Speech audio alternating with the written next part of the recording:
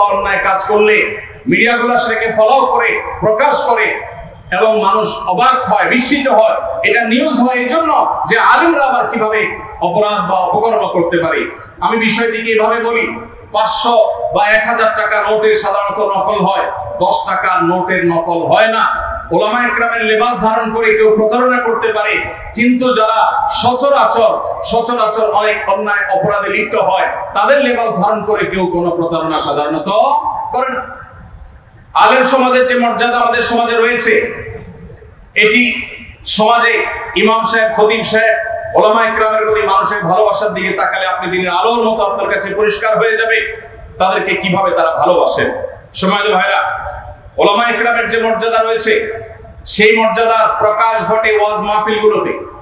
আমি প্রায় সময় বলার চেষ্টা করি, এদেশের মানুষের বছর জুড়ে যত রকমের সমাবেশ হয়, যত রকমের গণসমাবেশ হয়, জনসাধারণের উপস্থিতি হয়, এর মধ্যে ওয়াজ মাহফিলগুলো, জুমা মসজিদের মিম্বরগুলো এদেশে সাধারণ মানুষের স্বতঃস্ফূর্ত অংশগ্রহণে, তাদের অন্তঃস্থল থেকে খুশি মনে, তাদের স্বেচ্ছায়, প্রকৃত অর্থে জনগণের সমাবেশ শুধু এগুলোকে বলা চলে।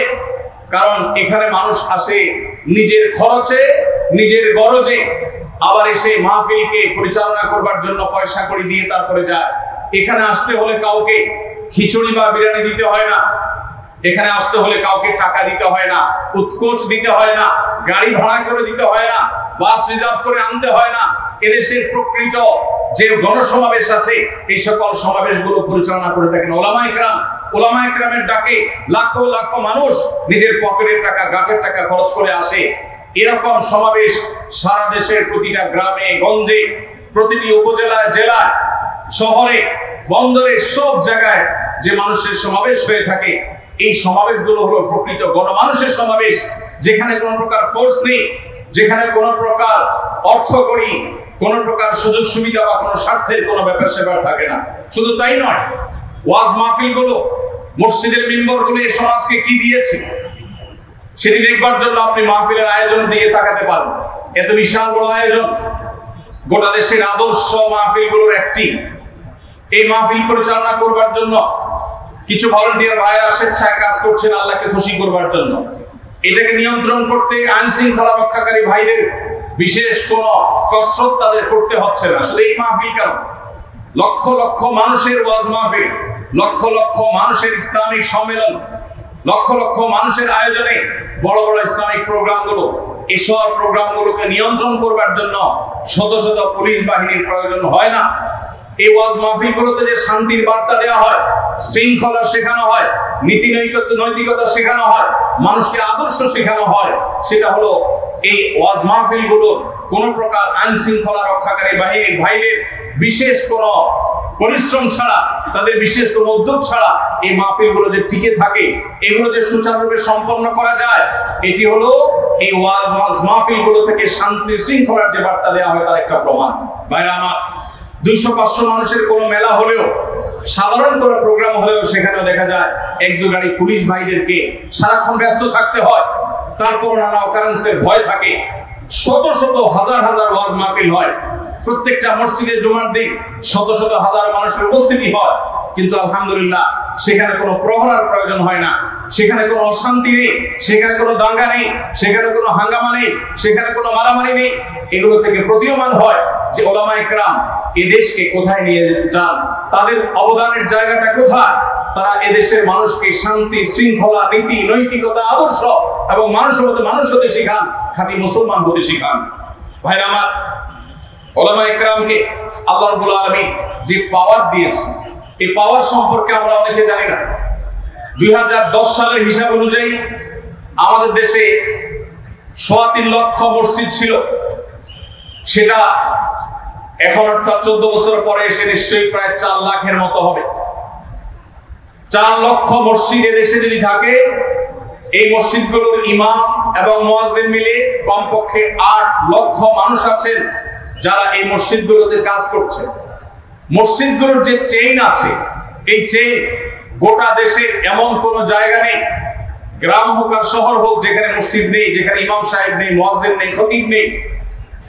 এই যে মসজিদগুলোর বিশাল বিস্তীর্ণ বড় নেটওয়ার্ক সারা দেশে ছড়িয়ে ছিটিয়ে আছে, মসজিদগুলোকে আবাদ করছেন 4 লক্ষ মসজিদকে কমপক্ষে 8 লক্ষ মানুষ। এক একটা মসজিদে জুমার দিন যদি গড়ে 150 করে মানুষ নামাজ পড়তে আসেন, খতিব সাহেবের খুতবা বা বয়ান শোনার জন্য আসেন, তাহলে 4 লক্ষ মসজিদে গড়ে যদি 150 করে মানুষ হয়, 6 কোটি মানুষ হয়। প্রতি সপ্তাহে দুপুর 12:30 থেকে 1টা পর্যন্ত এই সময়ের মধ্যে সারা দেশের ইমাম সাহেবগণ, খতিব সাহেবগণ, ওলামায়ে কেরাম, আলেম সমাজ, তারা 6 কোটি মানুষকে অফলাইনে সশরীরে উপস্থিত হওয়ার পর তাদেরকে তারা গাইড করতে পারেন, পথ নির্দেশ করতে পারেন, ওলামাদের কথা শুনবার জন্য, খুতবা শ্রবণ করবার জন্য 6 কোটি মানুষ সপ্তাহে একবার মসজিদে সমবেত হয়। শুধু তাই নয়, একজন মানুষের সারা সপ্তাহে সবচাইতে যে টাইমটাতে তিনি মানসিকভাবে ফ্রেশ থাকেন, যে টাইমটাতে তিনি সবচাইতে বেশি মানসিকভাবে উদ্যমী থাকেন, সেই সময়টাতে তিনি মসজিদে মিম্বরের সামনে বসে থাকেন। সপ্তাহের যে শ্রম থাকে, কষ্ট থাকে, সেই গ্লানি কষ্ট সব ধুয়ে মুছে বৃহস্পতিবার রাতভর ঘুমিয়ে, শুক্রবারের ছুটির দিনটিতে সকালে আবার ঘুমিয়ে ঘুম থেকে উঠে সুন্দর করে ফ্রেশ হয়ে সপ্তাহে সবচাইতে ভালো গোসলটা শুক্রবারে দিয়ে মুসলমান সুন্দর কড়কড়া মড়মড়া জামা পরে, তারপরে সুগন্ধি ব্যবহার করে তার সারা সপ্তাহের সবচাইতে ফ্রেশ টাইমটা, সবচাইতে তার যে টাইমটা মূল্যবান, যে টাইমটাতে তার মানসিক কোনো প্রেশার থাকে না, সেরকম নির্মল এবং ফ্রেশ একটা টাইম ইমাম সাহেবের সামনে খুতবা শোনার জন্য আসে। এদেশের যত মিডিয়া আছে, যতগুলো টেলিভিশন চ্যানেল আছে, যতগুলো রেডিও চ্যানেল আছে, একযোগে সমস্ত টিভি চ্যানেলের দর্শক সবচেয়ে পিক টাইম রাত 9টা থেকে 10টা যদি ধরি আমি, এই সময়ের মধ্যে সমস্ত টিভি চ্যানেলের দর্শক একত্র করলে যে প্রতিদিন রাত 9টা থেকে 10টা এই টাইমে, পিক টাইমে সকল টিভি চ্যানেলের দর্শকের সংখ্যা কেমন হতে পারে, আমার বিশ্বাস এখানে এই বিষয়ে পণ্ডিত ব্যক্তিরা, বোদ্ধারা আছেন, তারা ভালো বলতে পারবেন।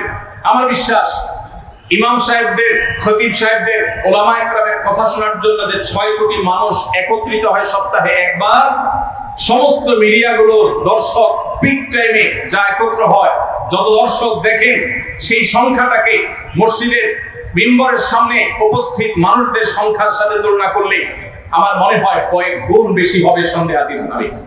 ভাইরা আমার, ওলামায়ে কেরামের পাওয়ারের জায়গাটা, শক্তির জায়গাটা, তাদের কাজ করবার যে বিশাল বড় সুযোগ আছে, সেই সুযোগ আপনাদেরকে উপলব্ধি করতে হবে। আপনারা চাইলে প্রতি সপ্তাহে কোটি কোটি মানুষকে অ্যাড্রেস করতে পারেন। জুমার মিম্বর থেকে যদি সমাজের গুরুত্বপূর্ণ বিষয়গুলোকে তুলে আনা যায়, জুমার মিম্বর থেকে যদি মানুষকে সততা এবং নৈতিকতার যথাযথ দীক্ষা দেওয়া যায়, জুমার মিম্বর থেকে যদি দেশ এবং মুসলিম মিল্লাতের কল্যাণে যদি গাইড দেওয়া যায়, তাহলে এই দেশের চেহারা বদলাতে খুব বেশি সময়ের প্রয়োজন হবে না।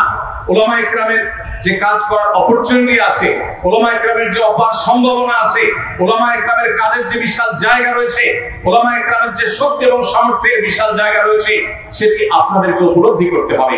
সম্মানিত ভাইরা আমার, ওলামায়ে কেরাম আজ দীর্ঘ কয়েক যুগ ধরে এদেশের স্বাধীনতার পর থেকে আজ পর্যন্ত মাহফিলের মঞ্চ থেকে অথবা মসজিদের মিম্বর থেকে কিংবা মিডিয়া থেকে ওলামায়ে কেরাম তাদের জায়গাগুলো থেকে এই সমাজের জন্য যে অবদান রেখেছেন, সে বিষয়ে কথা বললে অনেক দীর্ঘ সময় কথা বলতে হবে।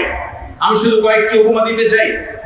এদেশে প্রত্যেকটা সম্পদে যথাযথ হক দেওয়ার ব্যাপারে, বোনদের হক, ফুপুদের হক দেওয়ার ব্যাপারে এবং মেয়েদের হক দেওয়ার ব্যাপারে, বাবার সম্পদে, মায়ের সম্পদে ভাই বোনদের ন্যায্য এবং ন্যায়ভাবে, ন্যায়সঙ্গতভাবে কোরআন যেভাবে বর্ণনা করেছে সে হারে বন্টন করার ক্ষেত্রে ওলামায়ে কেরাম শহরে, বন্দরে, গ্রামে, মাহফিলে, মঞ্চে, মিম্বরে, সব জায়গায় যেভাবে তারা দীর্ঘদিন পর্যন্ত মানুষকে অ্যাওয়ারনেস করেছেন, মানুষকে যেভাবে অ্যাওয়ার করেছেন, মানুষকে যেভাবে সচেতন করেছেন, তার ফলশ্রুতিতে এদেশে এই সম্পদের সুষ্ঠু বন্টন অনেকখানি আলহামদুলিল্লাহ শুরু হয়েছে। এবং এই অবদান একচ্ছত্রভাবে আমি বলতে পারি এদেশে শুধুমাত্র ওলামায়ে কেরামের কারণেই এদেশে মানুষ সম্পদের বন্টন নিয়ে যে মারামারি, গন্ডগোল, ফাসাদ, এটা যতটুকু নিয়ন্ত্রণ হয়েছে, তার জন্য সবচেয়ে বড় ক্রেডিট এদেশে ওলামায়ে কেরামের। সম্মানিত ভাইরা, বিয়ের মধ্যে যে যৌতুক প্রথা, এই যৌতুকের বিরুদ্ধে এই দেশে ওলামায়ে কেরাম শুরু থেকে আজও পর্যন্ত সংগ্রাম করে যাচ্ছেন। এই সমাজ থেকে যৌতুককে ঝেঁটিয়ে বিদায় করার যে অবদান, এই অবদানটিও মূলত ওলামায়ে কেরামের আলেম সমাজ তারা যুগ যুগ ধরে মানুষকে যৌতুকের বিরুদ্ধে সচেতন করেছেন, যার ফলশ্রুতিতে যৌতুক এখন আলহামদুলিল্লাহ অনেকখানি বলতে পারি এদেশে জাদু হয়ে উঠেছে। সম্মানিত ভাইরা আমার, ঠিক একইভাবে মাদক নিয়ন্ত্রণ আছে আমাদের দেশে। আমাদের পার্শ্ববর্তী যে কোনো দেশের সাথে যদি আপনি তুলনা করেন, আপনি বার্মার কথা বলেন, ভারতের কথা বলেন, নেপালের কথা বলেন, শ্রীলঙ্কার কথা বলেন, আমাদের আশেপাশে যে সমস্ত দেশগুলো আছে, এই সব দেশগুলোর মধ্যে বাংলাদেশ একমাত্র দেশ যে আমরা মাদক নিয়ন্ত্রণে, আমাদের সমাজে মাদক গ্রহণের যে কম সংখ্যার যে স্বল্পতা, আমাদের সমাজে মাদক যতটুকু মাদক গ্রহণের যে নিয়ন্ত্রণ রয়েছে, এর জন্য সংশ্লিষ্টরা অনেক কাজ করছেন, প্রশাসনের ভাইদের অনেক নিশ্চয় অবদান আছে, কিন্তু ওলামায়ে কেরামের অবদান সবার চেয়ে বেশি এবং সর্বাগ্রে। সমস্ত মসজিদ এবং সমস্ত মাহফিল থেকে মাদকের বিরুদ্ধে ওলামায়ে কেরাম সোচ্চার থাকেন, মানুষকে সতর্ক করেন। ওলামায়ে কেরামের অবদান এভাবে একটি একটি করে বলতে গেলে তার তালিকা অনেক দীর্ঘ হয়ে যাবে, আমি সেদিকে যাচ্ছি না। সময়ত উপস্থিতি, আমার যে সমস্ত মাদ্রাসার ছাত্র ভাইরা আছেন, ছাত্র বন্ধুরা আছেন, আপনারা যারা ভবিষ্যতে আলেম হতে যাচ্ছেন, আপনাদের উদ্দেশ্যে আমি কয়েকটি কথা বলতে চাই। আপনাদের যে মর্যাদা আল্লাহর কাছে রয়েছে, আল্লাহ রাসূল যে মর্যাদা বর্ণনা করেছেন, এই সমাজের মানুষ আপনাদেরকে অন্তরের গভীর থেকে যে ভালোবাসা নিবেদন করেন, যে শ্রদ্ধা নিবেদন করেন, যে ভক্তি আপনাদের প্রতি আমাদের প্রতি প্রকাশ করেন, সেই জায়গা থেকে আমাদের দায়িত্ব অনেক বেশি। আমাদের সে দায়িত্ব যদি আমরা যথাযথভাবে পালন করতে না পারি, তাহলে আল্লাহর কাছে যেমন জবাবদিহি করতে হবে, ঠিক একইভাবে ইতিহাস আমাদেরকে ক্ষমা করবে না। একজন আলেম হিসেবে আমাদেরকে অবশ্যই এদেশের মানুষের জন্য আমাদের করণীয় সবটুকু ঠিক মতো আদায় করতে হবে, এবং আমাদের সাধ্য, সামর্থ্য, শক্তি, আমাদের অপরচুনিটি সবটুকুকে সর্বোচ্চ সুন্দর এবং সৎভাবে ব্যবহার করতে হবে। সেজন্য সর্বাগ্রে যে বিষয়টি আমি বলতে চাই, আপনারা যারা মাদ্রাসায় পড়াশোনা করছেন, আপনারা যারা ভবিষ্যতে আলেম হতে যাচ্ছেন, ইনশাআল্লাহ সবকিছুর আগে মনে রাখবেন আপনি কেন আলেম হচ্ছেন। এই প্রশ্নের উত্তর আপনার ভেতর থেকে বের হয়ে আসতে হবে, আপনার ভেতর থেকে জবাব আসতে হবে। আমি আলেম হচ্ছি আমার পেট পালার জন্য নয়, আমি আলেম হচ্ছি মাদ্রাসায় পড়ছি, পড়াশোনা শেষ করে, দাওরায়ে হাদিস শেষ করে আমি পড়াশোনা থেকে ফারিগ হয়ে আমি এটার মাধ্যমে একটা উপার্জনের উপায় খুঁজে বের করবো, এটি আমার প্রশ্নের উদ্দেশ্য নয়। আমার আলেম হওয়ার উদ্দেশ্য, আমি নবী আলাইহিস সালামের যে দাওয়াতের মিশন, সেই মিশনকে ঘরে ঘরে, কাঁচা পাকা প্রতিটি ঘরে ঘরে পৌঁছে দেওয়ার দায়িত্ব আমি যথাযথভাবে পালন করব। আমি একজন আদর্শ আলিম হব, নায়েবে রাসূল হিসেবে নবী করিম সাল্লাল্লাহু আলাইহি সাল্লামের আখলাকের ফেরি আমি করব। আমাকে দেখে সমাজের মানুষ সবচেয়ে বেশি তৃপ্তি অনুভব করবে, আমার অনুপস্থিতিতে সমাজের মানুষ আমাকে মিস করবে, আমার অভাব বোধ করবে, আমার জন্য আফসোস এবং আক্ষেপ করবে। আমাকে সেরকম মানুষ হিসেবে গড়ে তুলতে হবে। আমার পড়াশোনার উদ্দেশ্য, আমার ওয়াজ নসিহতের উদ্দেশ্য, ওয়াজ মাহফিলের উদ্দেশ্য, মসজিদে খুতবা দেওয়ার উদ্দেশ্য, ইমামতি করার উদ্দেশ্য, মাদ্রাসা মুদাররিসি করার উদ্দেশ্য, কোনোটির উদ্দেশ্য পেট পালা নয়।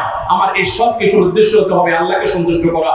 কিছুদিন পর পর আমাদের নিয়তের তাজদীদ, নিয়তের নবায়ন করা খুব বেশি জরুরি, কারণ আমাদের মূল শক্তির জায়গাটা হলো আমাদের ইখলাস। আমরা যদি ইখলাস ঠিক রাখতে পারি, আমাদের নিয়ত যদি পরিশুদ্ধ থাকে, নিয়তে যদি ভেজাল না থাকে, মনে রাখবেন উলামায়ে কেরামের এই শক্তিকে রুখবার ক্ষমতা গোটা পৃথিবীর কোন শক্তির, কোন অপশক্তির নেই। অতএব ভাইরা আমার, আমাদের ইখলাসে কোনো প্রকার কম্প্রোমাইজ করা যাবে না। কিছুদিন পর পর নিজেকে জিজ্ঞাসা করতে হবে যে আমি কেন মাদ্রাসায় পড়ছি, কেন আমি আলেম হতে যাচ্ছি। অন্য অনেক পেশায় গেলে আমি অনেক সুযোগ সুবিধা পেতাম, রাষ্ট্রের অনেক বড় বড় সুবিধা আমি ভোগ করতে পারতাম। আমি এমন এক পেশায় এসেছি যে পেশায় থাকার কারণে সমাজের এক শ্রেণীর মানুষ আমাকে স্বীকৃতি পর্যন্ত দিবে না। তাহলে এরপরও আমি এখানে কেন এসেছি? কারণ আমি আল্লাহর কাছ থেকে বিনিময় পেতে চাই, অন্য কোনো উদ্দেশ্য নাই। আমি না বাহবা চাই, না আমি পরিচিতি চাই, না আমি পার্থিব কোনো কিছু চাই। এই জায়গাটা কিছুদিন পর পর আমাদের পরিষ্কার করতে হবে। নাম্বার 2, আমরা সবাই জানি, আমাদের অনেক সালাফ বলেছেন, আলেম সে যে নিজের অর্জিত জ্ঞান অনুযায়ী আমল করে। অতএব কোরআন এবং হাদিস থেকে যে জ্ঞান আমরা অর্জন করেছি, মনে রাখতে হবে সেই জ্ঞানগুলোর প্রত্যেকটির উপর আমাদেরকে আমলের সচেষ্ট হতে হবে। আমরা নবী করিম সাল্লাল্লাহু আলাইহি সাল্লামের যে সমস্ত সুন্নাহ প্রতিনিয়ত হাদিসের কিতাব থেকে আমরা গ্রহণ করছি, শিখছি, তার প্রত্যেকটিকে আমাদের বাস্তব জীবনে আমাদের বাস্তবায়ন করতে হবে এবং সেগুলোর উপর আমল আমাদের করতে হবে।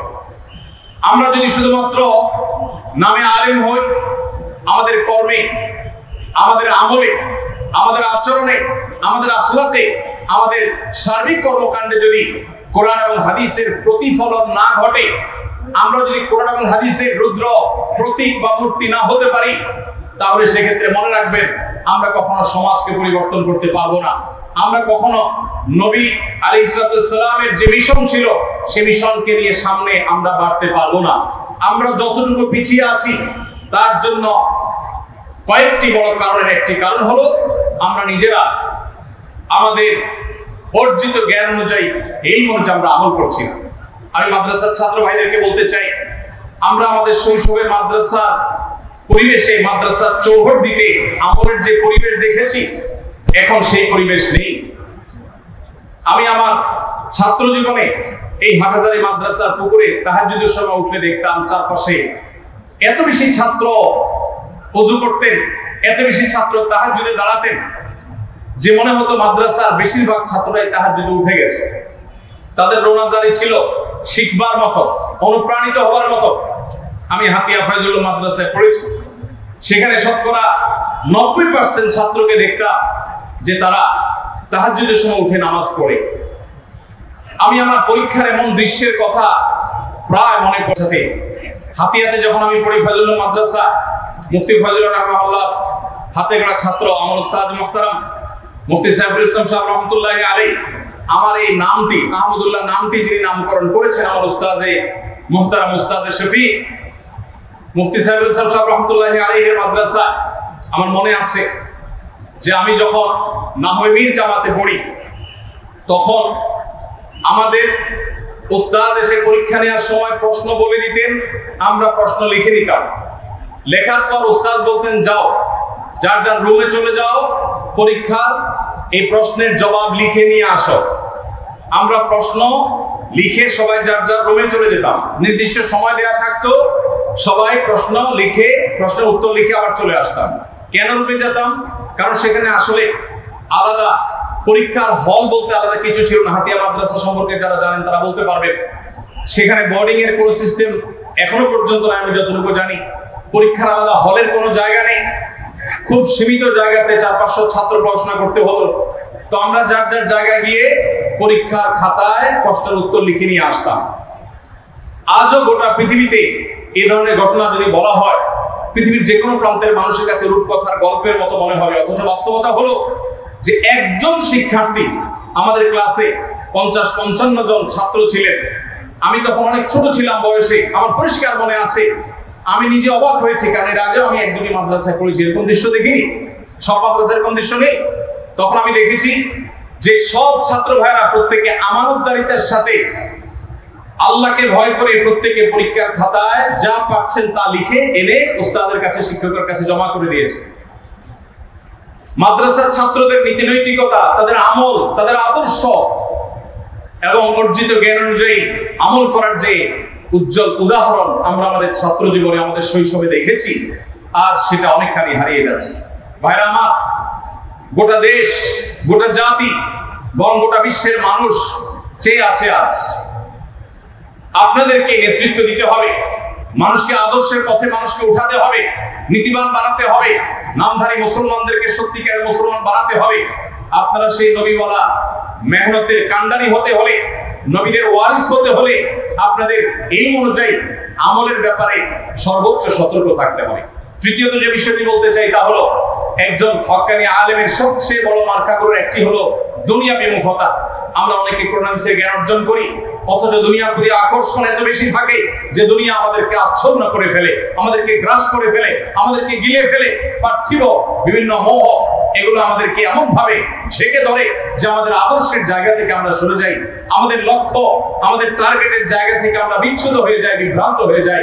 অতএব একজন আদর্শ আলেম হওয়ার জন্য আপনার জীবনের লক্ষ্য ঠিক করতে হবে। পার্থিব জীবনে অর্থ আহরণ করা, অর্থ সংগ্রহ করা, অর্থ সঞ্চয় করা, সম্পদশালী হওয়া, এটা একজন আলেম, আপনি দায়ী হিসাবে, আলেম হিসাবে আপনার টার্গেট হতে পারে না। অতএব দুনিয়া বিমুখতার এই জায়গাটাতে আমাদেরকে আলাদা করে মনোযোগ দিতে হবে। আর এই কাজটিকে বাস্তবায়ন করার জন্য 4 নম্বর পয়েন্ট হলো আল্লাহর নেককার বান্দাদের সোহবত।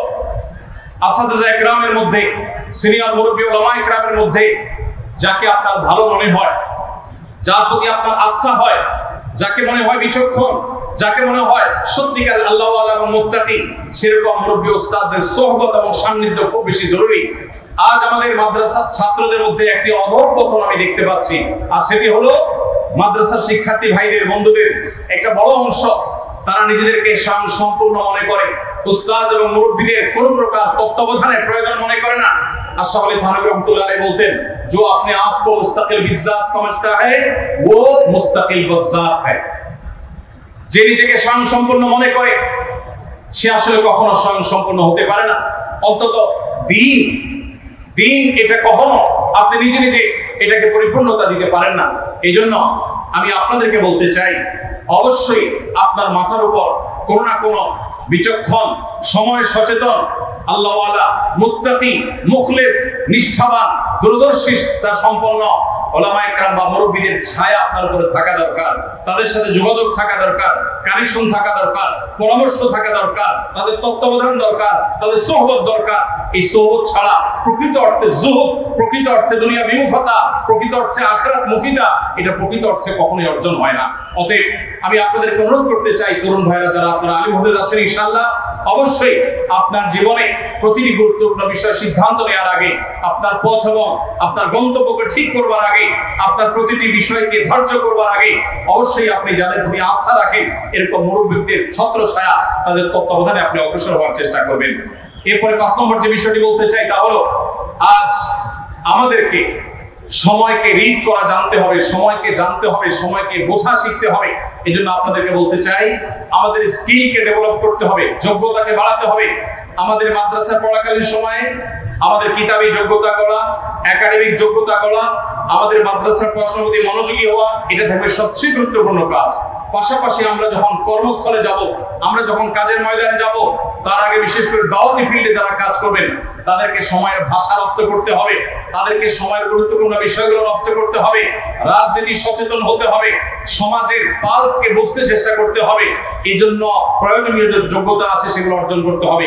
এই যোগ্যতাগুলোর অভাবে অনেক আলেম আছে তারা জ্বলে উঠতে পারছেন না, তারা জেগে উঠতে পারছেন না, তাদের ভাষাগত দুর্বলতা আছে, তারা ভালো বাংলায় কথা বলতে পারেন না, তারা অনেকে হয়তো ইংরেজি ভালো জানেন না, তারা কম্পিউটারে ভালো দক্ষ না, তারা সময় সম্পর্কে ভালো জানেন না, জনগণের চিন্তা ভাবনা কি সেটা তারা জানেন না, জনগণের মন এবং মস্তিষ্ককে তারা রিড করতে পারেন না, সাধারণ মানুষের ভাবনাগুলোকে তারা করতে পারেন না। এই কারণে যোগ্য মানুষ হওয়া সত্ত্বেও তারা সমাজের মানুষকে সেভাবে উপকার পৌঁছাতে পারেন না।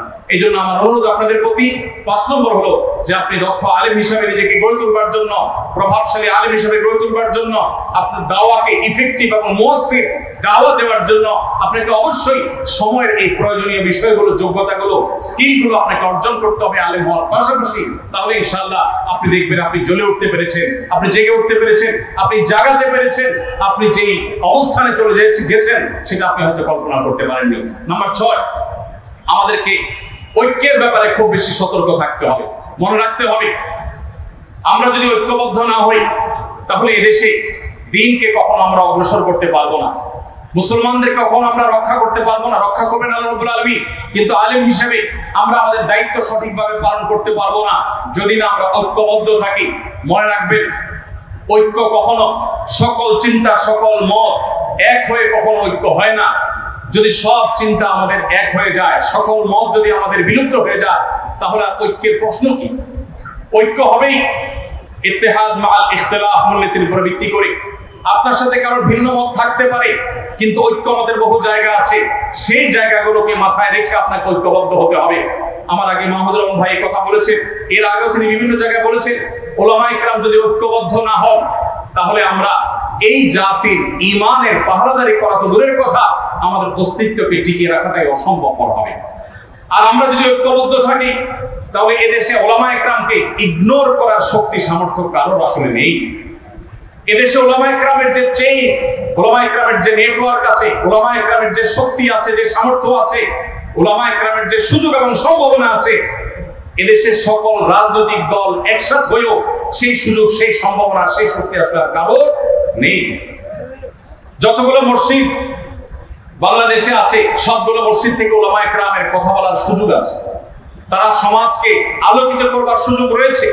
অতএব এই জায়গাটাতে আমরা যদি বলিষ্ঠভাবে কাজ করতে চাই, তাহলে আমাদের সুরে সুর মিলিয়ে, আমাদের একের সাথে অন্যের কাঁধে কাঁধ মিলিয়ে, আমাদের হাতে হাত মিলিয়ে আমাদেরকে কাজ করা শিখতে হবে। ইত্তেহাদ মাআল ইখতিলাফ, আপনার কোন ভাইয়ের সাথে কোন বিষয়ে ভিন্ন মত আছে, কিন্তু বহু বিষয়ে ঐক্যমত আছে। ওই ঐক্যমতের বিষয়টাকে ধরে আপনাকে আগাতে হবে। নিজের ঘরের স্ত্রীর সাথে মানুষ সব বিষয়ে একমত হয় না, কিন্তু তাই বলে তাদের একসাথে পথ চলা বন্ধ হয় না, বরং সেটাকে তারা মিনিমাইজ করে সামনে অগ্রসর হয়। আমি আপনাদেরকে অনুরোধ করতে চাই, কর্মের স্থলে, কর্মের ময়দানে যখন যাবেন, আপনারা অবশ্যই আপনার সমাজে বিভিন্ন চিন্তার মানুষ থাকলেও আপনি সবাইকে ভাই হিসাবে আপনার বুকে জায়গা দেওয়ার জন্য আপনাকে প্রস্তুত থাকতে হবে। আমি বলছি না আপনার আকীদা, আপনার মানহাজ, আপনার আদর্শ, আপনার চিন্তা চেতনাকে বিলীন করতে, সে জায়গায় আপনি অটল থাকেন, সে জায়গায় আপনি অবচল থাকেন, কিন্তু দ্বীনের বৃহত্তর স্বার্থে আপনাকে আপনার আহলে কিবলা, আহলে সুন্নাত জামাতের গণ্ডিতে থাকা মুসলমান ভাইদেরকে আপনারা আপন করা শিখতে হবে, তাদেরকে সাথে নিয়ে যেতে হবে। আল্লাহ তাআলা আমাদের সবাইকে সেই তৌফিক দান করুন। ভাইরা আমার, এই হাটহাজারী এটা এদেশের সাম্প্রদায়িক সম্প্রীতির সবচেয়ে উজ্জ্বল উদাহরণ। আমি বিভিন্ন মিডিয়াতে, বিভিন্ন টিভি চ্যানেলে, বিভিন্ন প্রোগ্রামে আমি বলার চেষ্টা করি, হাটহাজারী মাদ্রাসার পাশেই যে মন্দিরের অবস্থান আছে, আমি আমার ছাত্র জীবনে দেখেছি শত বছর ধরে এত বিশাল বড় বাংলাদেশের সবচেয়ে বড় মাদ্রাসা, দ্বীনি শিক্ষা প্রতিষ্ঠান, এর ওয়াল ঘেঁষে যে একটি মন্দির রয়েছে, মাদ্রাসার শিক্ষার্থীরা সেই মন্দিরের দিকে কোনোদিন একটা ঢেল ছোড়ার কোন ইতিহাস, কোন রেকর্ড কেউ দেখাতে পারবে না। এরপর দুর্ভাগ্যজনক ভাবে মুসলমানদেরকে আসামের কাঠগড়ায় দেশের কিছু মানুষ দাঁড় করাবার চেষ্টা করে।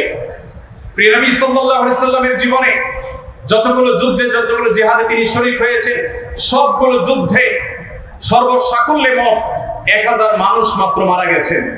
এর মধ্যে 600 জন প্রায় ইহুদি, যারা বিশ্বাসঘাতকতার কারণে দণ্ডস্বরূপ তাদের হত্যা করা হয়েছে, আর বাকি মাত্র 400+ মানুষ তারা এতগুলো যুদ্ধে মারা গেছে। গোটা বিশ্বে মুহাম্মদ সাল্লাল্লাহু আলাইহি সাল্লাম তার আদর্শকে বাস্তবায়ন করতে গিয়ে মাত্র 400 মানুষকে জীবন দিতে হয়েছে। আজ মানবতার সবক আপনাকে আমাকে সকাল বিকাল যারা দিয়ে থাকে, সেই মানুষগুলোর ইতিহাস হলো যে তাদের এক একটা যুদ্ধে লক্ষ লক্ষ মিলিয়ন মিলিয়ন মানুষকে তারা হত্যা করে। এরপর মুসলমানদেরকে তারা অশান্তিকামী, মুসলমানদেরকে তারা জঙ্গি, মুসলমানদেরকে তারা সন্ত্রাসী, নানা রকম অভিধায় তারা ভূষিত করে, খারাপ অভিধান।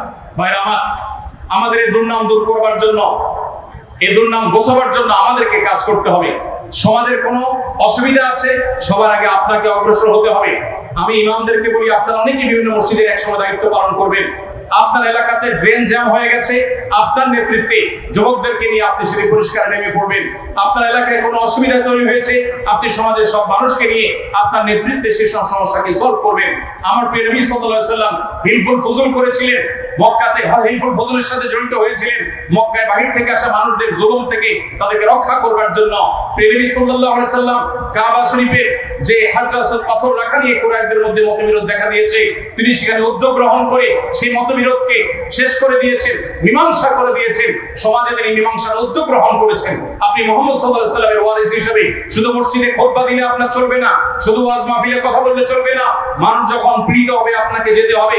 স্বামী স্ত্রীর মধ্যে যখন অশান্তি সৃষ্টি হবে, শুধু তালাকের ফতোয়া দিলে হবে না, তাদের মধ্যে মীমাংসার উদ্যোগ আপনাকে নিতে হবে, কাউন্সেলিং এর উদ্যোগ আপনাকে নিতে হবে, স্বামী স্ত্রীর মধ্যে ভুল বুঝাবুঝি দূর করার উদ্যোগ আপনাকে নিতে হবে।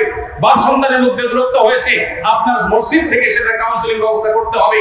আমার প্রিয় নবী সাল্লাল্লাহু আলাইহি সাল্লাম শুধু ফতোয়া দেন নাই, তিনি মসজিদে নববীতে বসে স্বামী স্ত্রীর মধ্যকার মনোমালিন্য দূর করবার উদ্যোগ গ্রহণ করেছেন, বাবা সন্তানের সমস্যাকে সমাধান করবার চেষ্টা করেছেন।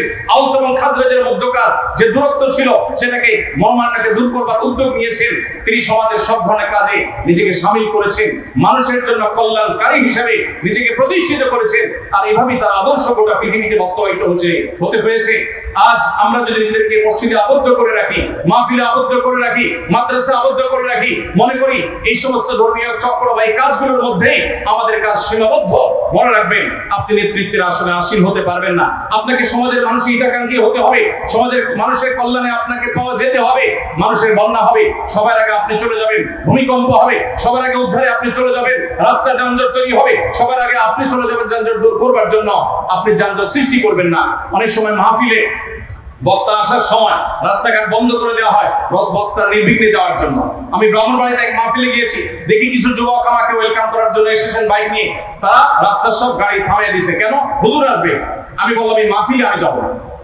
যে মাহফিলের ভলান্টিয়াররা সাধারণ মানুষের অধিকারকে নষ্ট করে, সাধারণ মানুষের পথ চলাকে রুদ্ধ করে দেয়, তারা গাড়ি চালকদেরকে জোরপূর্বক থামিয়ে তারা হুজুরদের জন্য রাস্তা ক্লিয়ার করে, সে কখনো সমাজের কল্যাণকামী না। সে দিন ভালো করে বুঝে নেই। আমার নবী সাল্লাল্লাহু আলাইহি ওয়াসাল্লাম বলেছেন, ইয়াকুমুল জুলুস আলাত তারিক, রাস্তায় বসা যাবে না, রাস্তার অধিকার নষ্ট করা যাবে না। তোমাকে রাস্তা বন্ধ করে তোমার হুজুরের জন্য ক্লিয়ার করে, রাস্তায় বন্ধ করে অসুস্থ রোগী থাকতে পারে, অ্যাম্বুলেন্সে অনেক মানুষ থাকতে পারে, এই অসুবিধা তরিকার অধিকার কাউকে দেয় না। যাই হোক, পরবর্তীতে তারা তাদের ভুল বুঝতে পেরেছে। আমি আপনাদেরকে বলতে চাই, সমাজের জন্য নিজেদেরকে উপকারী সাব্যস্ত করতে হবে, সমাজে নিজেদেরকে রিলেভেন্ট প্রমাণ করতে হবে, সমাজের মানুষের দুঃখ দুর্দশায় আপনাদেরকে সবার আগে পাওয়া যেতে হবে। আপনি মসজিদে যান আর মাদ্রাসায় যান, মাহফিলে আসেন আর অন্য কোনো জায়গায় কাজ করেন, মনে রাখবেন আপনাকে আল্লাহ রাব্বুল আলামিন সৃষ্টি করেছেন উখরিজাত লিন-নাস, আপনাকে মানবতার কল্যাণে কাজ করতে হবে। দাওয়ার পাশাপাশি সামাজিক কর্মকাণ্ড এবং জাতির সকল বিপদে সর্বাগ্রে আপনাদেরকে এগিয়ে আসতে হবে, আমাদেরকে এগিয়ে আসতে হবে। আল্লাহ রাব্বুল আলামিন আমাদেরকে সমাজের মানুষের প্রকৃত প্রয়োজন পূরণ করবার মতো যোগ্য এবং যথাযথ দাঈ-ইলাল্লাহ হওয়ার মতো, নবী এবং রাসূলদের ওয়ারিস হওয়ার মতো যত যোগ্যতা আমাদের প্রয়োজন, আল্লাহ রাব্বুল আলামিন আমাদের সবাইকে সেটা অর্জন করার তৌফিক নসিব করুন। সবাই চেষ্টা করব তো ইনশাআল্লাহ।